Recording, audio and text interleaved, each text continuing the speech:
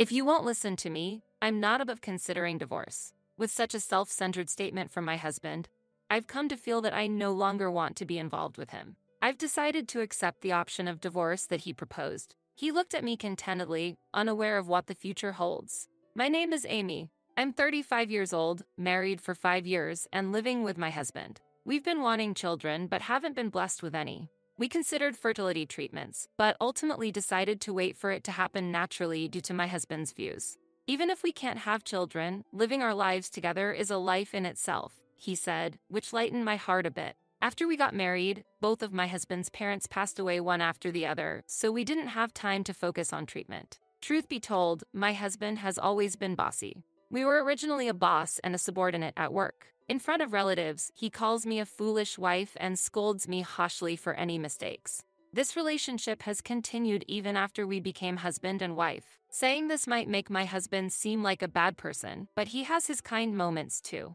When he was my superior, he would give me precise advice and guidance during work failures or difficulties, and he has thanked me for my efforts. One particularly memorable moment was when he encouraged me after I lost my beloved grandfather, which deepened our relationship and eventually led to our marriage. After marriage, I quit my job to become a housewife. Amy, I'm home. Welcome back. You must be tired. My husband comes home after 9 p.m. His responsibilities as a manager are heavy, and he works late almost every day. You've had a tough day again. Thank you for your hard work, I would say as I tidy up his clothes and socks. He sinks into the sofa, too tired to reply, and remains quiet.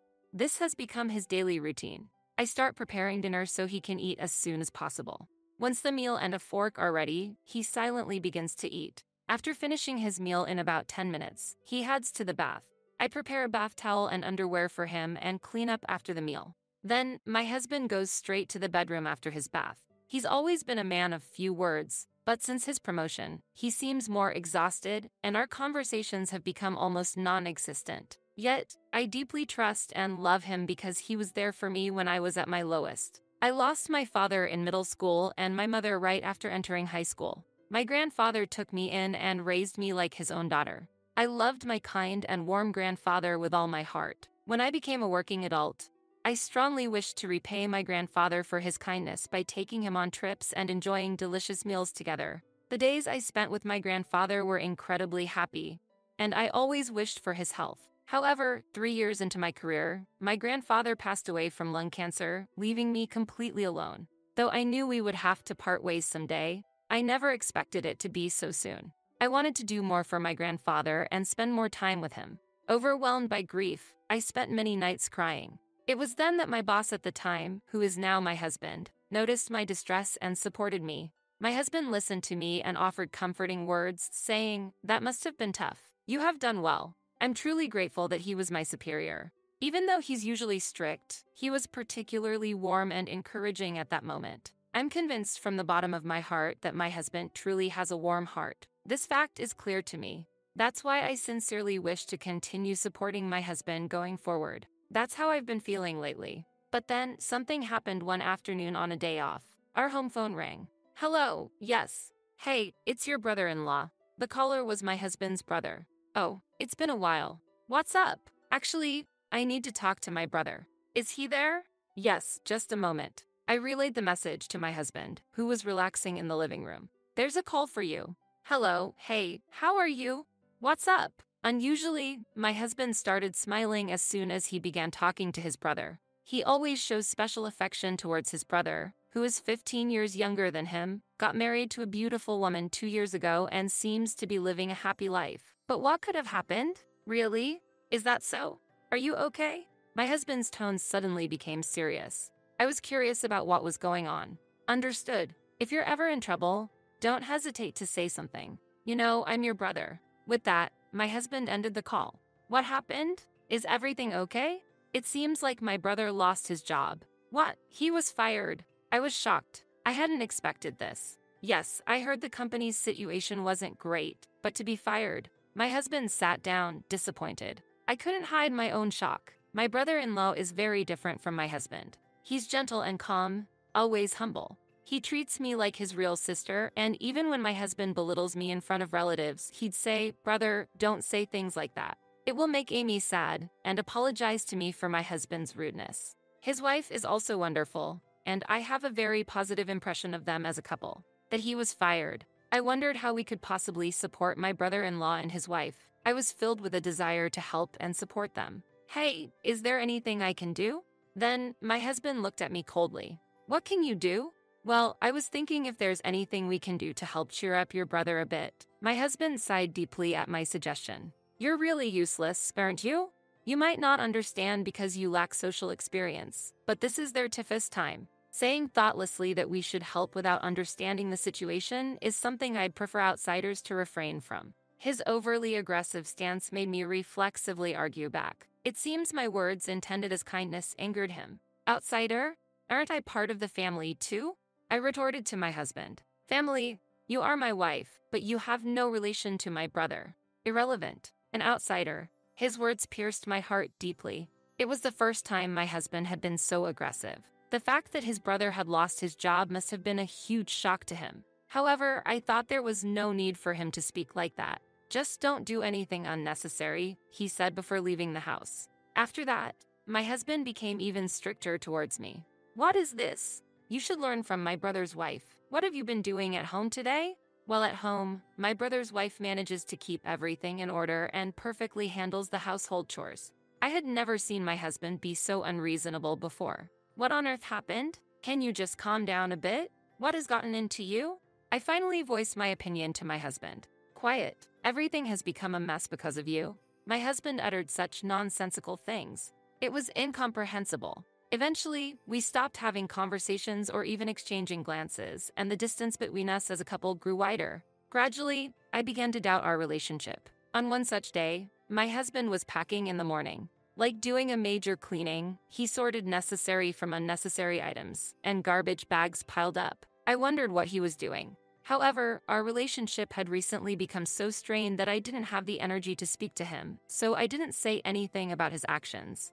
Unusually, my husband spoke to me. Hey, what are you doing? Get ready to. What? Ready for what? We're moving. We're giving this house to my brother and his wife. What are you talking about? According to my husband, we were to give our house, where we lived, to his brother and his wife, who were struggling after he lost his job. What? What do you mean? Don't do something so arbitrary. Shut up. Don't defy me. My husband shouted at me. However, I wasn't fazed. Didn't you want to do something for my brother too? That's completely different, isn't it? If we're giving away this house, where are we supposed to live? I asked my husband this question amidst my confusion. He replied nonchalantly, we can think about that later. What's important now is that my brother is facing a severe hardship. He needs the support of his brother right now. My husband was proceeding with things in a very self-centered manner, as if his decision was absolute. However, I knew that my brother-in-law was not the kind of person to kick us out and live in this house boldly. They are not like that. Why would my husband make such a decision? As I harbored this question, my husband said something unexpected to me. If you keep resisting, you're no longer needed in this house. My husband coldly stated. The next day, while I was irritably cleaning my husband's room, I found a completed divorce application. I had never imagined that my husband was trying to end our marriage. I was completely stunned by this unexpected action from my husband. But somewhere in my heart, I came to understand that this situation might be a meaningful turning point for us as a couple. I felt that there was no prospect of our relationship recovering if I stayed with my husband any longer. Therefore, I picked up the divorce application that I had dropped to the floor in shock and silently signed it. My husband would never dream that I would actually file for divorce. Imagining this unexpected turn of events, I somewhat smirked to myself. After signing that night, I finally resolved to confront my husband. Listen, do you remember that this house isn't your property? I asked him, and he responded with a puzzled, huh? This house is where I lived with my grandfather, and the land was inherited from him, who has passed away. Did you forget that I inherited it? My words left my husband visibly surprised. Considering this house is in my name, how do you plan to transfer it to your brother? I'd like to know. I pressed on with my questions. Well, my husband began to falter. Did you forget that fact? You started living in my house before we were married because you thought paying rent was a waste. I've been paying the property taxes on this house and land every year. You've never once contributed, have you? And yet, you decide to give it away without consulting me. I challenged him. No, that's because.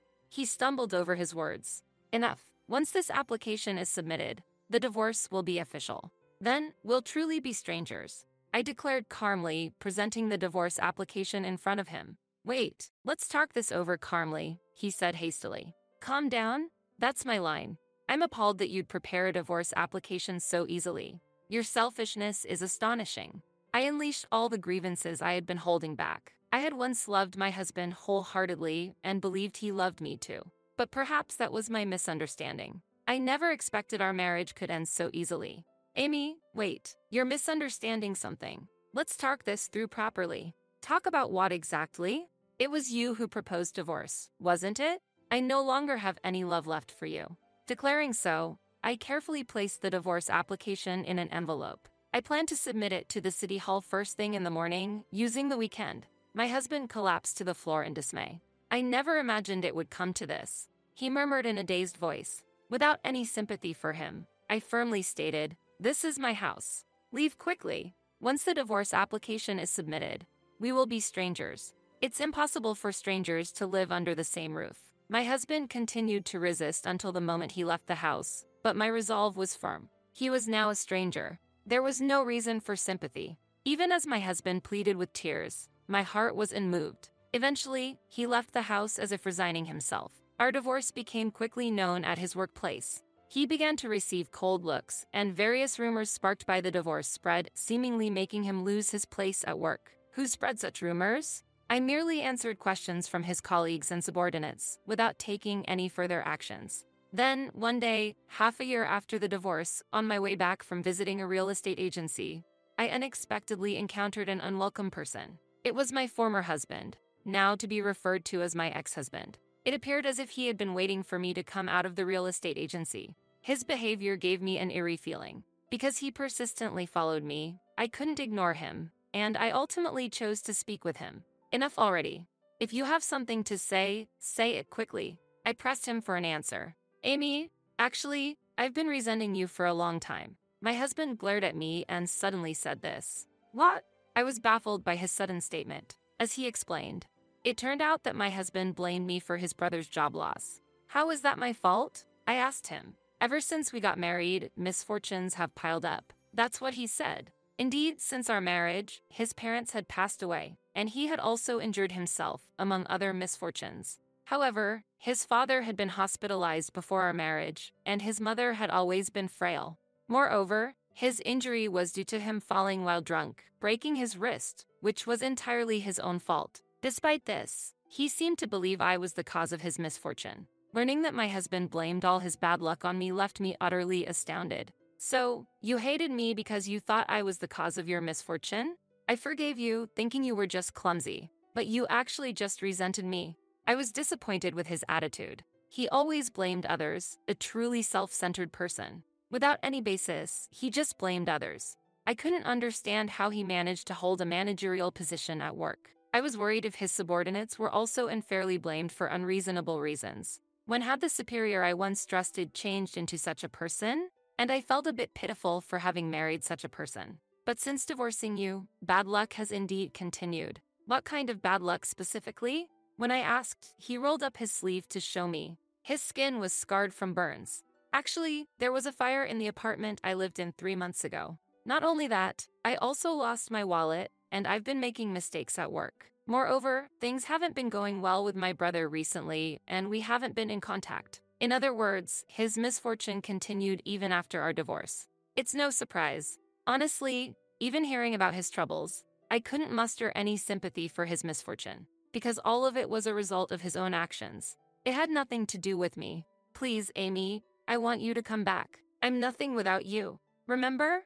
We were together as a couple, and when you were working as a salaryman, I supported you in many ways, right? And when your grandfather passed away, I was there to support you a lot, he said, trying to guilt-trip me. The misfortune you're facing is the result of your own actions, right? Why don't you reflect on yourself? You should really do something about your bad habit of always blaming others, I told him and walked away. Amy, wait, Amy, he called out, trying to stop me, but I pretended not to know him and disappeared into the crowd. About a week later, I received a call from the person who used to be my brother-in-law. Amy, I guess I can't call you sister anymore.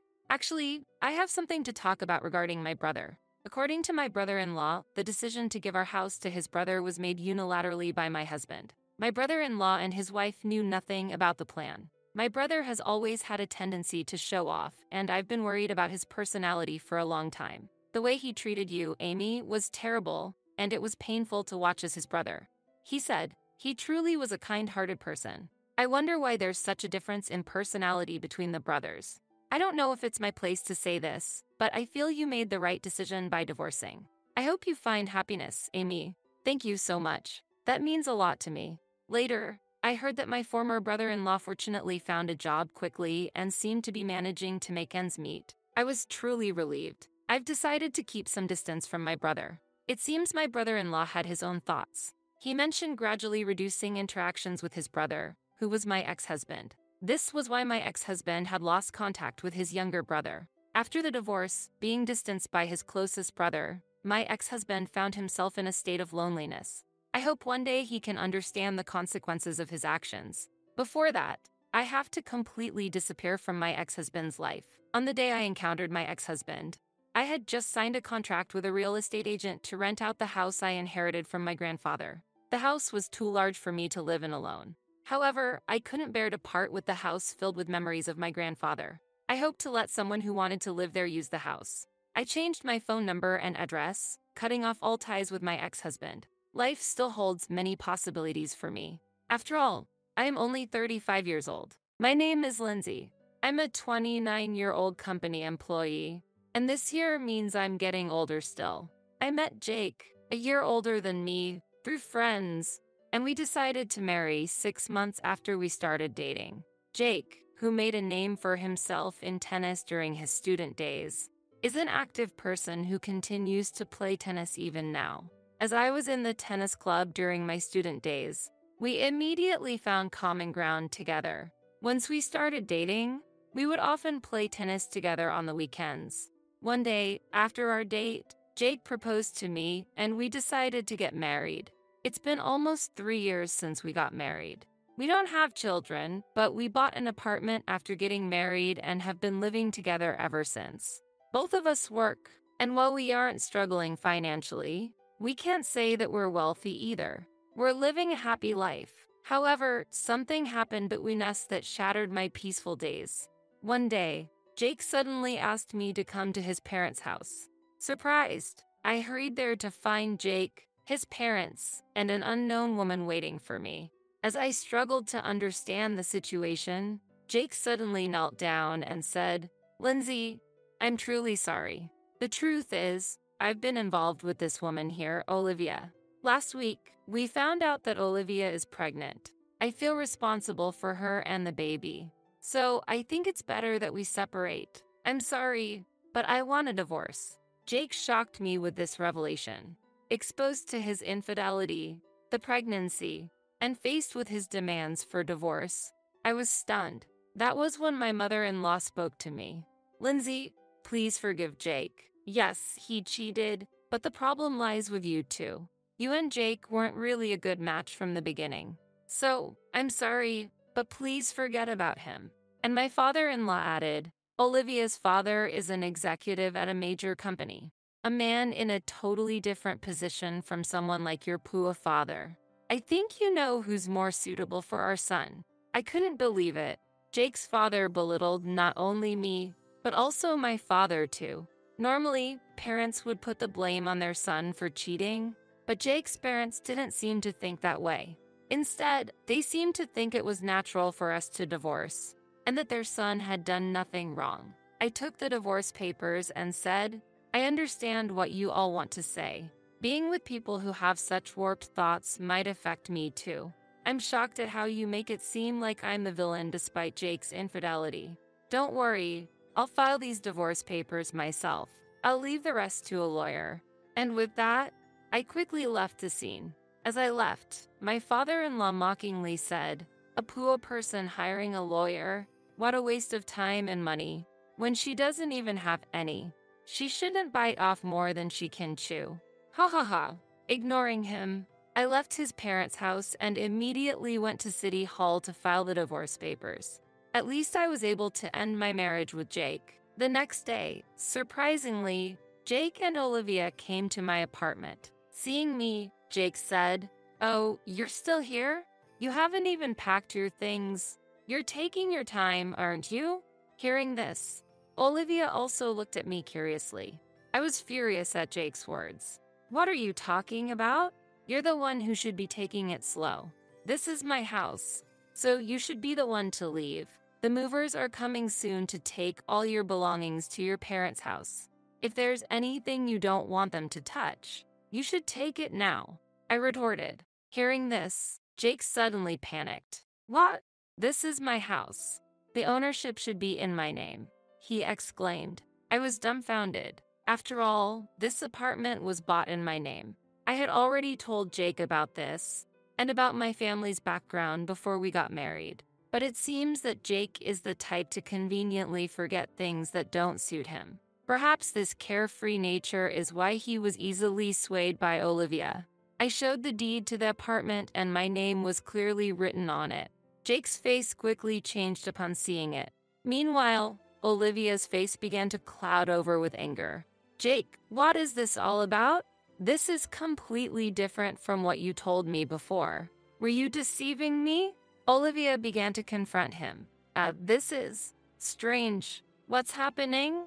Jake responded in confusion. "That's not an answer. Explain yourself." Olivia pressed on. "First, this is my house, so please take your argument outside. And just so you know, Jake has various debts. So if you're planning to marry him, be prepared for that burden." I calmly stated the facts to Olivia. Hearing this, Olivia seemed about to say something, but I didn't care and kicked both of them out of the room, slamming the door behind them. After a while, I could hear them arguing outside the door, but it eventually quieted down. About an hour later, the movers finally arrived and took all of Jake's belongings to his parents' house. The room was now clean, and I was relaxing in the newly organized space. But it was short-lived. Suddenly, the intercom rang repeatedly. I cautiously opened the door with the chain lock still on, and my mother-in-law was standing there. "Hello, is there something you need?" "Lindsay, why did you keep such an important thing a secret? What are you talking about? I can't believe it, but Jake just told me that this apartment is in your name and that your parents are the owners of that famous restaurant chain." It seemed Jake finally remembered my family's circumstances. "What about it? If I had known, I would never have let this divorce happen. A daughter from such a wealthy family. We would love to have you back in our family. Lindsay, please, reconsider and start over with Jake." I was shocked and at a loss for words at her outrageous request. I couldn't possibly agree to what she was asking. "You really have a terrible way of thinking about things. Am I not a human being? Are you only interested in money? I'm sorry, but I don't want anything more to do with you. There's nothing more to talk about, so please leave," I said and attempted to close the door. But my mother-in-law, infuriated by my attitude, raised her voice in anger. "Don't be so arrogant. I'm giving you my permission to reconcile your differences. Fix things with him right now. I won't leave this spot until you agree to get back together. Open this door immediately." She said this, pounding on the door repeatedly. I decided that I couldn't handle this alone and called the police. They came and took my mother-in-law away. Even as the officers were taking her, she was shouting something loudly, but I no longer cared to listen to her words. There was a reason why my in-laws were unaware of my family's business background. My father, coming from a poor background since childhood, continued to live modestly, even after becoming a company president. He never considered buying branded clothes. He always took great care of his belongings and used them for a long time. Hence, at our wedding, he wore a suit he had bought decades ago. Seeing this, my in-laws assumed that my father was not financially well off and misunderstood his restaurant chain as a small, privately owned business. As a result, they never delved deeper into my father's business. Time went by without them understanding the true circumstances of my family. Days after managing to send my mother-in-law home, Jake tried to persuade me to reconcile our differences. His persistence was incredibly exhausting. It was surprising how insistent he was, despite the fact that he was the one who proposed the divorce. He seems to have a talent for quickly forgetting inconvenient truths.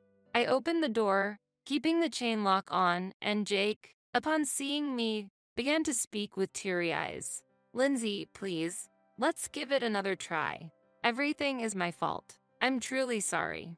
I still love you. Let's be together again." He then explained a sudden turn of events. Olivia had apparently approached Jake aiming to get his house, pretending to be pregnant to sway him.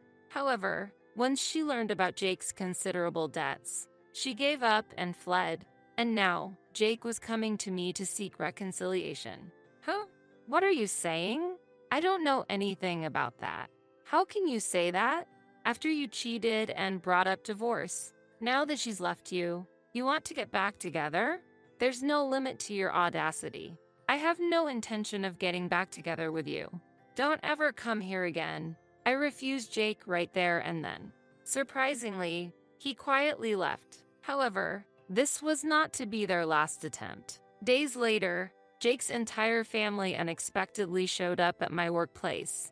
They were shouting, "Bring out Lindsay. Get that woman out here. We know she's here," causing chaos in the office and leading to the security guards being called. I stood there, dumbfounded by the situation. But they wouldn't have things their way any longer. I worked at the headquarters of my father's company, and that day, my father was also in the office. All of my colleagues also supported me. "Hey, what are you doing? This is my company. Don't just barge in and make a scene. I know everything you did to demean my daughter. Don't ever come near her again, and never set foot in this company again." My usually calm father shouted furiously at my ex-in-laws. Everyone, including the employees and Jake's family, must have been surprised at the anger of my father, who usually only shows his gentle and calm side. Sorry. We're really sorry." Jake's family desperately apologized. My father's stern words had immediately quieted them down.